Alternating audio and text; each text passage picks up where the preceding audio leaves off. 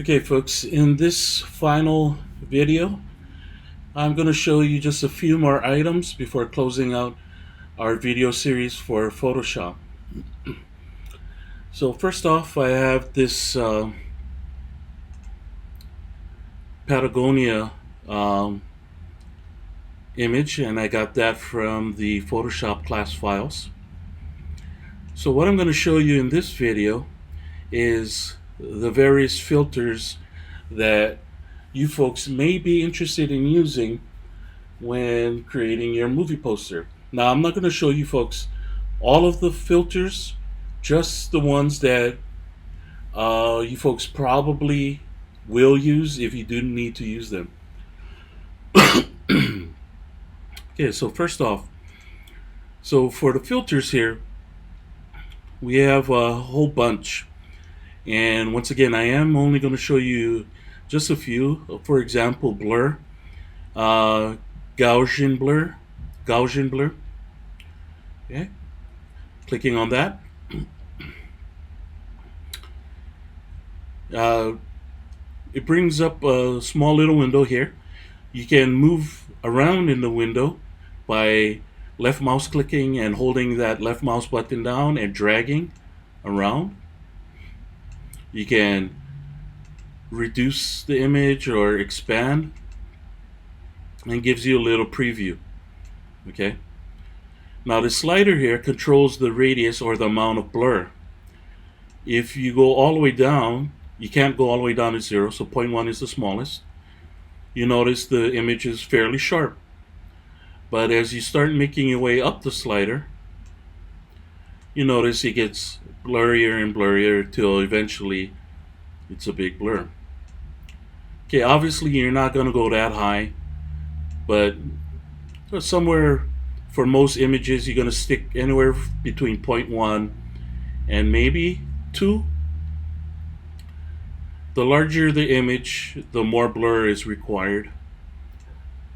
Okay, so that's Gaussian blur. Once you are satisfied with the amount of blur or whatever filter you're putting on, you just click OK and it commits the changes. I'm going to hit cancel though. And anytime you use a filter, Photoshop will load the last filter used at the very top. So if you want to keep using that same filter on different images or different layers, Photoshop will always have the last filter used up at the top. Okay. Now, another blur you folks may want to use is motion blur. Motion blur allows you to move the blur in a certain direction. So as you can see now, the blur, let me move the motion blur window here. The, the blur goes according to the angle or this wheel. And as you notice the line here, it's blurring left to right. If you change the angle to say up and down, now the blur is going up and down. If you have it at an angle, 45-degree angle, the blur will come across this way. Might not be too prevalent now because the distance, 10 pixels, is small, but as you increase the blur, you'll notice it a little bit more. So if we remember, the angle is at a 45-degree angle right now. If you change the angle left to right, you can see it going across this way and up and down. You see it going this way. Now, this may not make too much of a difference to you folks or visually, but say, let me create a extra layer here. I'm going to fill it with white. And then I'm going to use another filter.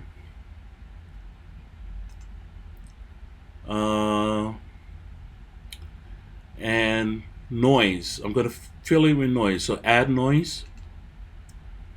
And what that does is it adds basically adds noise. Um, you can right now the noise amount is low, so you folks may not see it in a video. But if I increase the amount, now you folks can see it, and it's rainbow colored speckles. You could change it to monochromatic to where it's only black and white sprinkles. And of course, the higher you go, the more noise you see.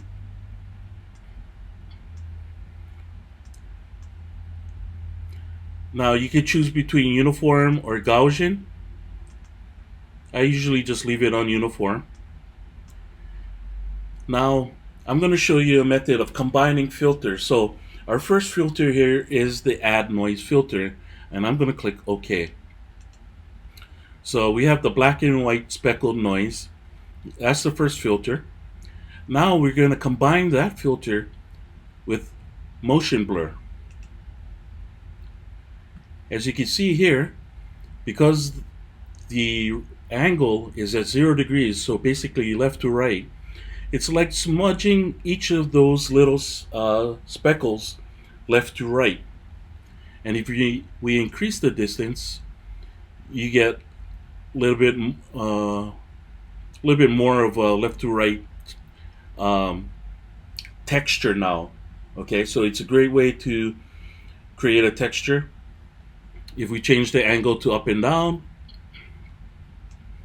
now you get an up and down texture. And of course, at an angle, you get something almost similar to rain. If you reduce the amount of noise, then you could probably make you know, something like rain. So if I click OK, and then I change the blending mode here to say multiply or overlay, you can get a nice texture effect over your image. In this case, the Patagonia background. Okay, so adding filters is a great way to sometimes add textures. So let me back that up to the fill filter, and let's go to noise again, add noise. So if we reduce the amount of noise, like so, click OK, and we go to filter, blur. Instead of motion blur, let's try radial blur this time. So there's two different types of blur. You got the spin blur, as you can see here, and you got a zoom blur. So let's try spin first. Now you have different types of quality. I would either select good or best. In this case, I'm going to choose best. And you want to up the amount until you see a good amount of blur. So as you can see here in the preview, the amount of blur you're adding. So you started off with 10, but I'm going to go upwards about 30. Click OK. And you notice it blurred the noise or the speckles into a circular or radial blur. Now if you change the blend mode to you can't really see it on this. You know what, let me back out of here, and what I'm going to do is I'm going to leave this layer white, and I'm going to add another layer, and I'm going to add noise to the second layer while using this bottom white layer to cover over the background or the Patagonia picture. So I'm going to go filter, noise, add noise. Okay, we got a good amount here. Let's go about 50. 51. Okay. Now I'm going to go to filter, blur, radial blur. Okay, we got amount at 30, spin, and best quality. Click OK. So we have this spin um, texture right now. Now, if we use a blend mode, we're not going to see much difference because the background is white. So let me turn off the visibility here, and let's fill the background with another color, say a light blue. So I'm going to fill that with blue. Now let's turn on the visibility of this top layer with the spin on it, and change the blend mode to like multiply, color burn, linear burn. See, so now you can see there's that type of effect on it. So let's get rid of this layer here, add another layer, and I'm going to once again fill it with noise, add noise. Oh, I forgot to mention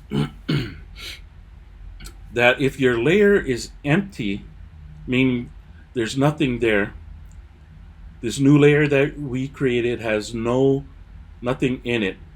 Okay, so if you want to add noise, first you got to fill it up with a color. So in this case, I'm going to fill it up with white. So I'm going to go edit, fill, background color, because background is white, and click OK. So that fills it up with white. So you got to do this first, and that's only if you are adding noise. So for the noise filter, add noise, first have to fill up your layer with white, or any other color for that matter. But there has to be something in the layer. It can't be empty. I could have easily had the Patagonia image here instead and filled it with noise as well. It doesn't have to be a solid color. In fact, let me show that to you right now. I'm going to make a copy of the Patagonia layer, drag that down to add a layer, and I'm going to bring that up above. So this is my copy. I'm going to go filter, noise, add noise. So you can add noise to any image. It doesn't have to be a solid color. And then click OK.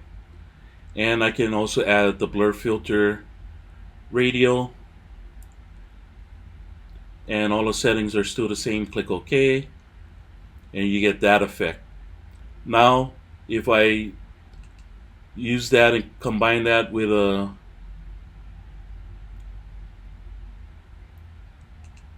well, I can't do much because I have a white background, so let me bring that down below, turn off the visibility, and change the blend mode to multiply. Because I have a blue background, the blend mode allows that blue background to shine through, or show through, I'm sorry, and it really accents the spin motion there. So if I choose other blend modes here, you can really see the effect of the combination of the noise as well as the blur. Okay, so let's back up to the point where we added noise once more. I'm just going to stick with this Patagonia image, and I'm going to get rid of layer 2 here with the solid white on it. Oh, I accidentally took it to the add a layer icon. Alright, so we added noise to this Patagonia image. Now, once more, we're going to go filter again, blur, radial blur, but instead of spin, we're going to go with zoom this time. We're going to leave it at 30, quality best, and hit OK. So now you get this effect. Now if I change my blend mode, you have that effect. So as you can see, combining filters, especially like blur and noise, add noise, you could get some really cool effects. Now if I didn't want to do that to my Patagonia image, meaning I didn't want to, because once you put on those filters, they're permanent. Okay, so there's two ways around that. You can either create a copy like I just did of the original, or you could turn the layer into a smart object, then add the filter. I'm going to add noise and click OK. You notice when I added a filter to a smart object, it added a separate extra layer that says smart filters. And now if I add the blur,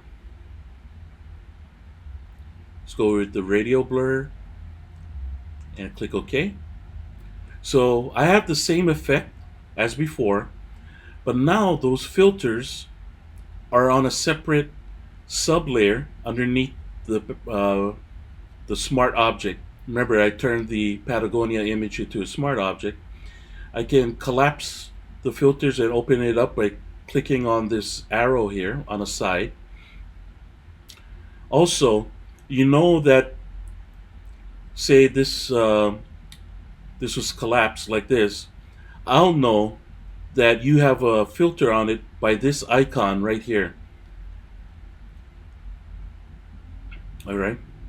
So you could turn the filter off by clicking on the eyeballs, or you could click one of the filters off. So add noise, I could take that off, and you just got the radial blur on this.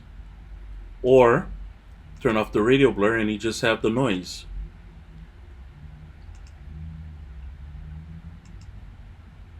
Okay? So probably adding filters from up here to a smart object is preferable to how it was before, because before I turned the Patagonia image into a smart object, it was a rasterized image, and adding all these filters to the rasterized image, that becomes permanent. Okay, which, if that's what you're after, then that's fine. But if you want to preserve the original image, so just in case you don't like the filters later on, you can always delete the filters by grabbing this and dragging it down to the trash, and you still have your original image. Whereas if this was rasterized, the filters would be baked in. And what I mean by baked in is basically it becomes part of the image already, and you can undo if you go back in history, but that's about it. Okay? So those are the different filters. You got blur, noise, and I use sharpen a lot, but just only one sharpen. That's this sharpen. And it basically sharpens your image. That's about it. So it works a lot better if the image was a little bit blurry. Now, sharpen won't sharpen the most blurriest of pictures. It only works up to a certain point. Okay, so don't rely on it too much. You want to try to find as sharp and clear a picture like what we have here. Sharpen just accents an already sharp picture, or it slightly improves a slightly blurry picture. Okay, so out of uh, all of these filters, I mainly use Gaussian blur, motion blur, and radial blur. Noise, I add noise depending if I want to create a special effect in conjunction with the blur tools. And sharpen. Now, the rest of these filters I don't really use myself. Maybe you folks can. They have a filter gallery here. If you click on the filter gallery, it gives you a small preview of your image. You can enlarge the image by holding down Command plus or Control plus for you Windows users, Command minus, or you can click on the plus and minus down here and choose the magnification. And you have a whole bunch of filters here that you folks can add to your image. So if you click on the arrow to open up the folder, you can click on any one of these and it gives you a preview of different types of filters. Sort of like for those of you folks who are familiar with what app is that? I guess Instagram or whatnot. You can add different types of filters. So these are just artistic filters, and you notice as I change the filters, you have different options here off to the right that will allow you to, you know, change the filter, work with the filter a little bit, change the settings of the filters. So I'll leave I'll leave it to you folks to go through the different filters and fool around with them. Okay? So you can get a lot of nice cool effects with these filters. Just be careful not to go overboard with them. Okay? I'm going to click cancel. If you want to commit to the filter, you hit OK. Otherwise, just hit cancel. And it would add on the filter here. Let me get rid of this smart filter. So that was filter gallery. So I basically, if I do use any filters, it's usually from the filter gallery, blur, and even in the blur, I just use Gaussian blur, motion, and radial. Noise, add noise if I want to add some noise and use it in conjunction with the blur, and sharpen. That's pretty much it. Once in a while I use liquify, and let me switch to another image for that. Okay, I'm going to bring in President Taft here for liquify. I'm going to add him here and open him up in another tab. Now let's use liquify. So it opens you up in another window here, and just like before, you can zoom in by either doing Command plus on a Mac, Control plus on a PC, or coming down here and clicking plus or minus to zoom in. Let's go 200. And if you want to move your image around, you can either use the bars here, click and drag the bars, or hold down the space bar key and click and drag around.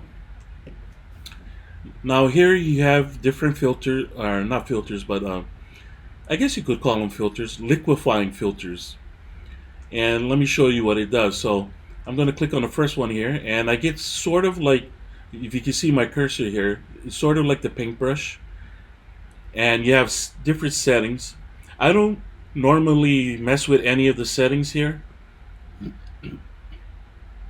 but all you got to do is click and drag, and you can really liquefy or change the look of your image a lot. So this is almost like smudging, a smudge tool, but instead of smudging it, you're just dragging pixels down. And you can get really, really, you know, creative, I guess you could say.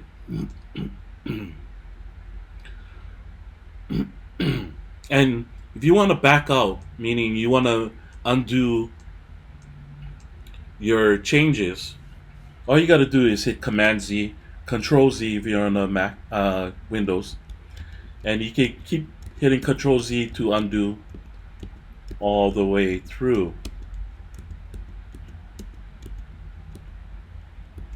Okay, so that's one liquify filter.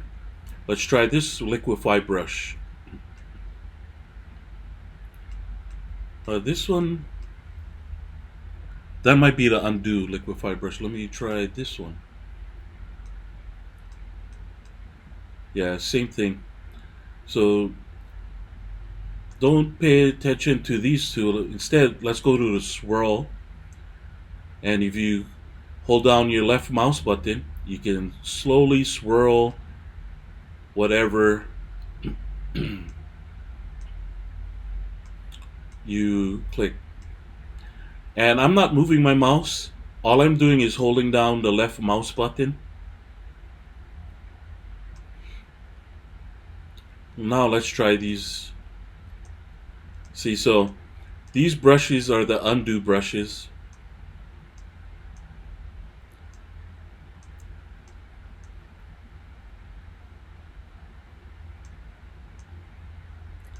Okay. Let's try this one. This is the pinch filter. So you can really pinch it down small. Let me hit Command Z, undo. This is the bloat filter. And you can really bloat something up really big. Now, let me undo that. Now, depending on how big your brush is, you see how big the circle is, will depend how much of an area within the brush gets affected. So right now, everything within the circle gets affected. So if I make my brush smaller, remember to make your brushes larger or smaller, use the bracket keys. Left bracket key makes the brush smaller, right bracket key makes the brush larger. So if you make your brush smaller, you'll affect a smaller area. So let's come down to his nostril over here. You can make just the nostril big, and it won't affect too much of the other stuff. Maybe his eyeball.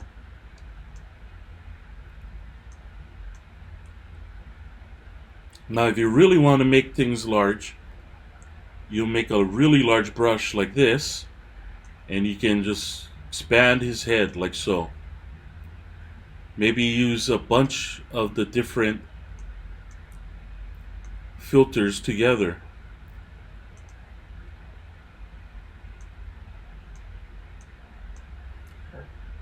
And you can get some real alien-like or weird shapes in there. Now if I click OK, it's going to change the image, and that's a permanent change. Now remember, let me back up here. I'm going to create a duplicate or copy image, and I'm going to change it into a smart object. Remember, it's not a smart object right now because you don't see that icon in the bottom right. So if I right click, convert to smart object. Now if I use liquify, filter liquify, I can make all the changes I want.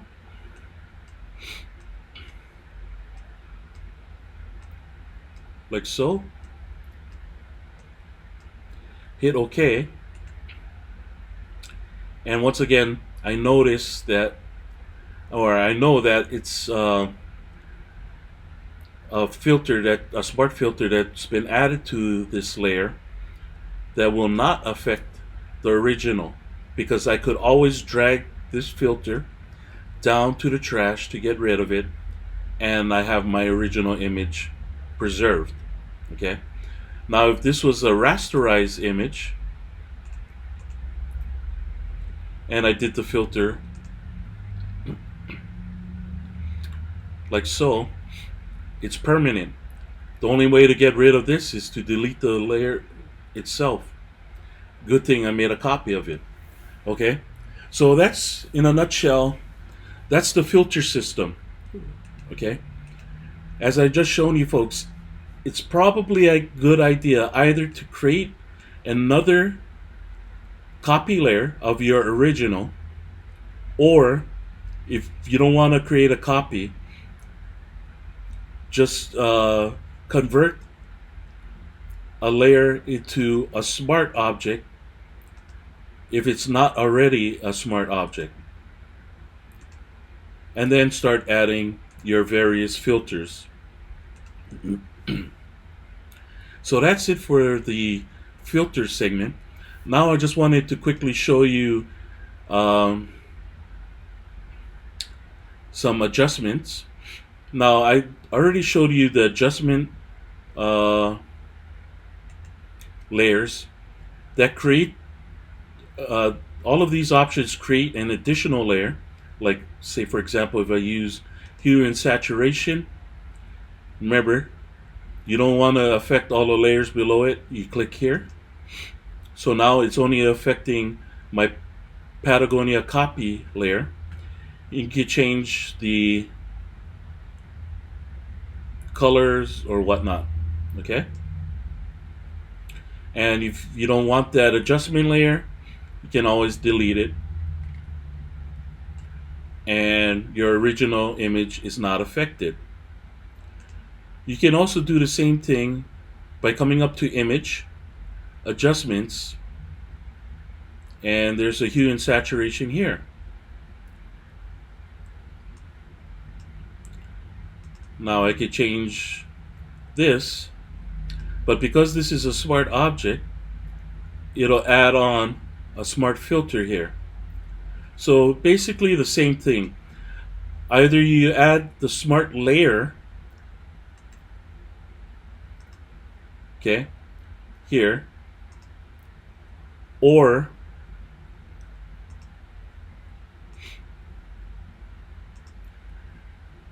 you come up here and add to Image, Adjustments, and you can add the hue saturation here. Okay, just two different methods to apply to a smart object. Now if this was a rasterized object, that's where the difference comes in. With a rasterized object or image, you can add a smart filter if you want. Click this down here to make sure it only affects that. You could change the color, do whatever you want. And if you decide that you don't want the changes, you could delete the layer and you still have your original image. But if you come up to Image here, Adjustments, and you do the same thing and you click OK, now the change is permanent. Okay, so that's the difference of using either this method, using a adjustment layer, or coming up to Image, Adjustment, and using the same action, I guess you could say, or feature or option. That's the difference between a rasterized image and a smart object. Is with a smart object, irregardless if you use the adjustment layer or if you do just a straight adjustment, you can always delete that off of a smart object. But on a rasterized image, it becomes a permanent change or edit. The only difference is if you wanted to also paint on your image, you can, when it's rasterized. But if it's a smart object, you won't be able to paint on it. If you try to paint, you get this warning that says smart object must be rasterized first. So there's a give and take, or positive, negative to smart objects versus uh, rasterized images. Okay, so let me back up here a quick second, and I'm going to convert this into a smart object, and I'm going to continue on with the image adjustments here. So you pretty much, all of this options that we have here are the same options that you have here in the adjustment layer. The adjustment layer gives you a little bit more control, um, and it is a requirement on your folks' movie posters. So maybe you folks will want to use the adjustment layer instead. You can, let's see here, you can invert the image. So these are inverted colors. Let me invert it again. You can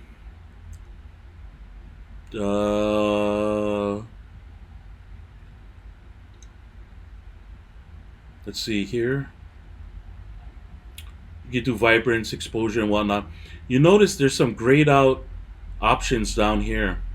That's the one drawback of using a smart object, is sometimes options are not available to you until you rasterize the image. So let me get rid of that right here and turn this back into a rasterized image. Now if I go up to image adjustments, I can desaturate the image, or basically turn it black and white with grays. Okay, so what I've just shown you here is different. I don't really use a lot of these excuse me, I don't really use a lot of these other options in image. Maybe image size, to change the size of your image. Mostly it's just adjustments, and you can use these different features here. Okay, now for layers, type, view, I don't really use much of these other items as well. You folks can explore a lot of these other features yourselves. Uh, what I've shown you in all of the videos we've done up to now should be a little bit, or should be sufficient enough for you folks to complete your movie poster project. If you folks have any questions regarding any other options that I did not show, but you folks were interested in learning, just shoot me an email and I can explain, or maybe do a little personal video to you folks of how to use that option or feature. Otherwise, there's lots of YouTube videos out there that do show you different items here that I didn't cover. So keep that in mind as well. Okay, folks, so that's pretty much it for all of the Photoshop videos. I hope you folks really soak in the information and use a lot of this in your movie poster.